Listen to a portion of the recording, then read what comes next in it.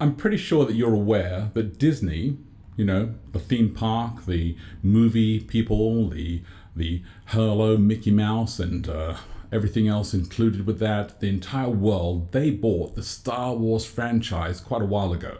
And as a result of this, they also have been creating lots of new series that they want to draw you back into their channel to make sure that you return to them, not just for the epic movies, but that you are there every single week or every single month coming back to them. One of those is called The Mandalorian. And it's kind of funny because in The Mandalorian, you don't really know a lot about this character.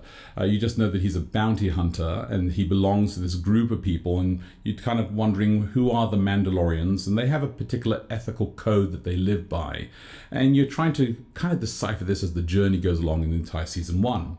Eventually you get little snippets into this, and there's a phrase that they use to describe this, and they usually say this is the way. This is the way. That's what they describe it. They say, this is the way.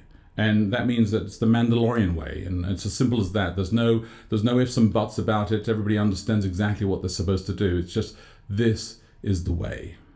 Well, for the message today and the reflection today, I just wanted to share with you another person that's probably in my life that actually has lived this code. And by this code, I mean, this is the way. It's my wife, Becky. There are certain things that she does, which is just her way. And I've kind of grasped from this and learned from this in the last 25 years of our marriage, just this is the way. And if I kind of like work my way into that, I'm kind of like, there's actually some benefits inside here. There's some kind of strengths inside here that I should actually probably adopt that and make it my way as well, because this is the way, of course. I'm not talking about the way that we fold towels. I mean, that I still haven't mastered, I'm still not folding towels exactly the way that she does fold towels, which I must say, they really do look kind of pristine the way that she folds them. I kind of just do them the way that I do, but I should probably spend some time working that out. I'm not talking about the way that she corrects the pieces that are written. And this is one of the things that I probably really try to avoid, if anything, I should say, that I don't really, anything I write or anything that I produce in terms of written form, I really don't really want to show it to her, because with her 3 masters and her PhD that she's in, and the fact that she's written books and edited so many journals and items, and oh my goodness, if I give her a piece that I've written, it's a very painful experience. And so I try to avoid that little exercise. But lots of other things I really do enjoy, and I kind of say to myself, that's actually good, and I should take that on, and I should kind of embrace that. And it's kind of interesting that I do that, because none of those times that she's ever taught me that did she have her head covered. And you're thinking to yourself, should she have her head covered?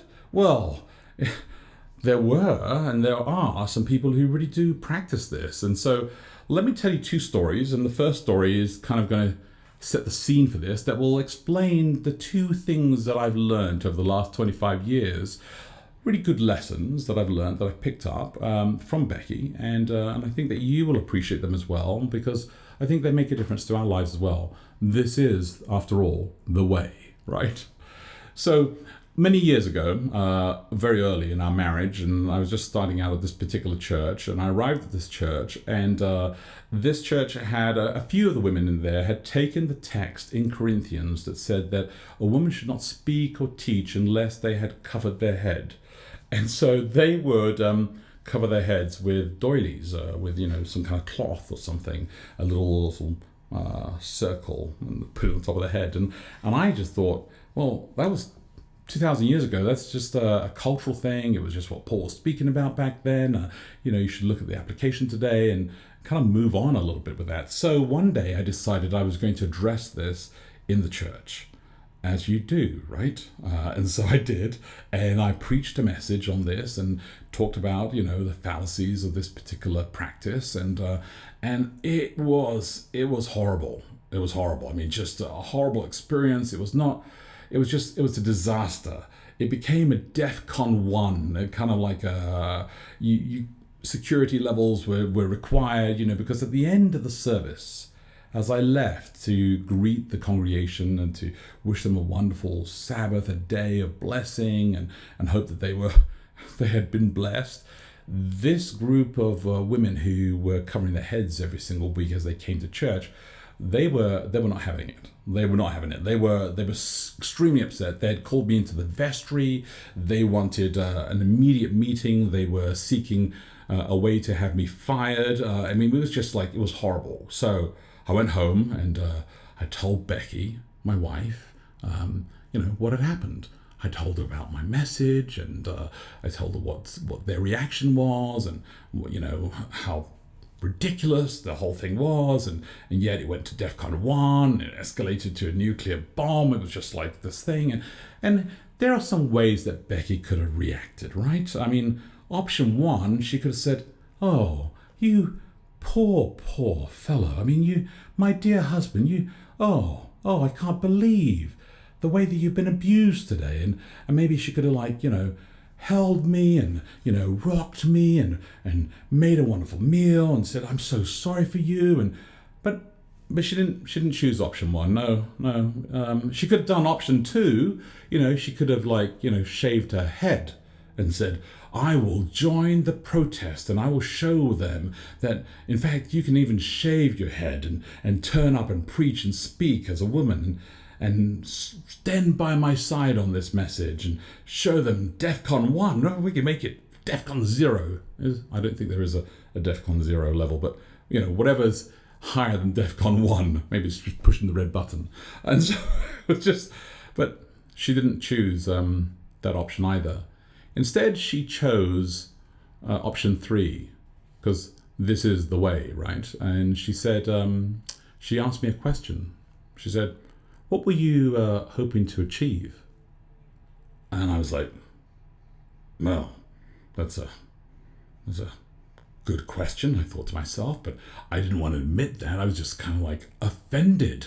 "What do you mean, what was I hoping to achieve? I told you, great woman of my life, the love of my life, I told you what I was hoping to achieve." And yet she did ask me what was I hoping to achieve, because she was trying to draw me into a place basically saying, "I don't think you actually achieved I don't think you actually achieved what you set out to achieve, because probably the method was wrong. Maybe the setting was wrong. Maybe the entire intent was wrong. Maybe you've got to check yourself as to what you were doing here." And I was like, What? Oh my. So here's the first lesson that I think is a really good lesson that I learned back then, that I think is a good lesson we should think about as well, and maybe you should consider as well. Ask good questions. Ask good questions. We should always ask good questions, right? In fact, if we ask good questions, we can discover all sorts of incredible things that are going on, and maybe prod people along, and they can discover that they themselves have said things or done things that maybe they shouldn't have done, or really kind of just grow a little bit. So this is the way after all, just to ask good questions. Second example. This happened quite a few years ago, and my oldest son, Joshua, he was away. He went to Vancouver and in Canada, and he was just there for the weekend. And while he was there, late one night, he sent us a text to Becky and I. And I'm going to read the text exchange. I actually wrote it down, I copied it all down and wrote it down so that I wouldn't miss this moment, because it was a significant text exchange that took place between us and our son Joshua.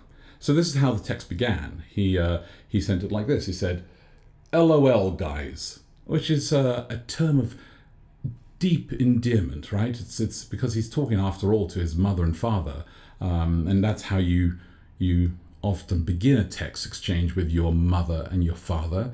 You say, "LOL, guys," right? That's what he wrote. And then this is how the text continued. He said, "I just got punched in the stomach by some random guy passed on the street." And I immediately, because the phone's often attached to my hand, I responded, as you do as a father and as a person of great interest, and I responded, "Wow, drunk?" Because that's what I did. And then Becky said, "Are you okay?" And I thought, That's a good question too. In fact, I'd probably say that's a great question. I don't want to say my question wasn't great, but really, that's definitely a great question. Are you okay? I mean, I thought mine was good, but are you okay? That's a great question. And then a few texts continued, down there, and then eventually he sent us another text, and this is what he said. He said, "Could you call Chase, that's the bank, and tell them I'm in Vancouver?" And I replied immediately, and I said, "I can't. You have to, sorry. It's the number on the back of your card." I mean, look, I've got to teach him at some point, and I did try to do this before he went on his trip. And I told him if there's any problems, just call the number on the back of your card. In fact, call them before you go out of the country and let them know you're out of the country and just let them know. But I mean, now he wants me to call Chase Bank. I'm just like, you call Chase Bank and you tell them what's going on. But this is what Becky wrote in reply to his request to call Chase Bank. She wrote, "Are you out of money?" I was thinking, that's a great question as well. I mean, mine was a good question, but that's a really great question. Maybe, yeah, it's actually a lot better than my question. Right, because this is the way, after all. I mean, this is the way. It's Becky. I mean, she asks good questions, but she also asks great questions, which is the way that Jesus was as well. He would often ask great questions.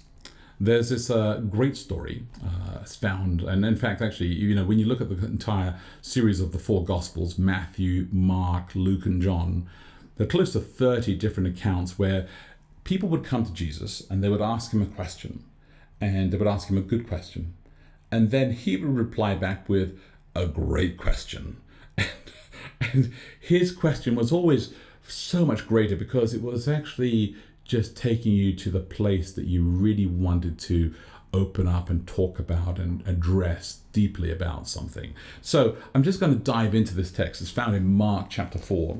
I've got my Bible here ready and I'm prepared for this, right? So Mark chapter 4, and this is Mark chapter 4 verses 35 onwards, but I'm going to just read verse 35 because they're in this storm, they're in this boat, and there's a storm that's just brewed up, and so they're all worried for their lives inside here. But Jesus was at the back of the boat and he was just fast asleep, as you do in a storm. And so the disciples kind of turn to him and prod him, and they say, "Teacher," or "Rabbi," great one, do you not care that we are perishing? I mean, that's a good question. Do you not care that we're going to die? That the water's coming in the boat? And then Jesus, a few verses later, it just says here, he said to them, "Why are you so afraid? Have you still no faith?" Oh, that's a great question, right? Why are you so afraid?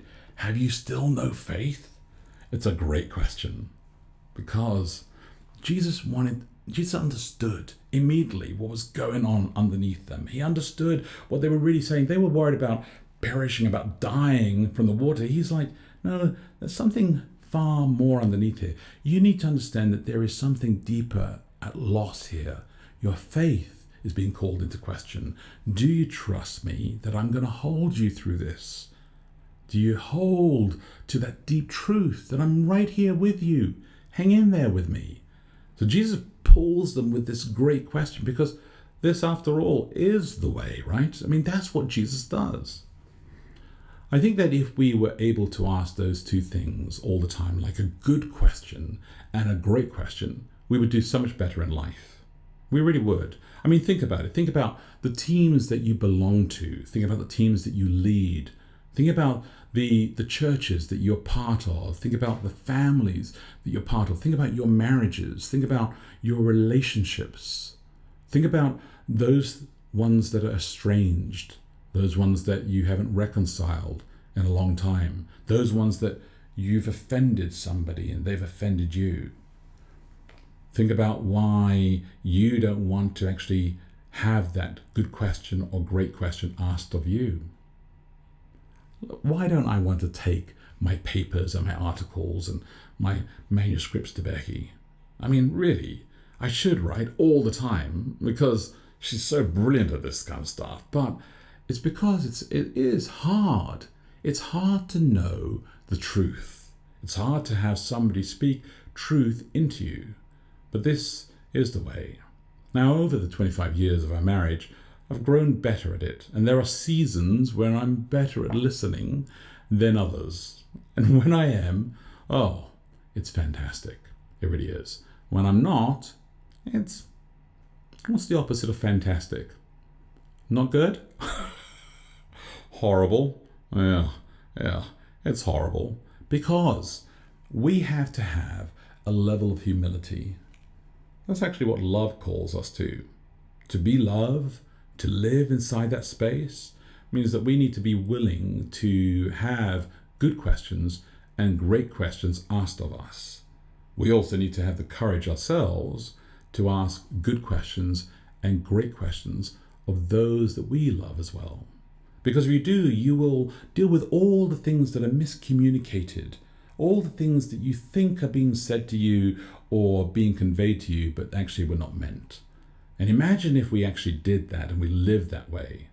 Maybe this is the way would actually mean that we would live a better way. We really would. We really would. I believe that we could actually be incredible people. We could be brilliant for that reason. Well, take care of each other today. Take care of each other the week ahead of yourselves. God bless you and look after you.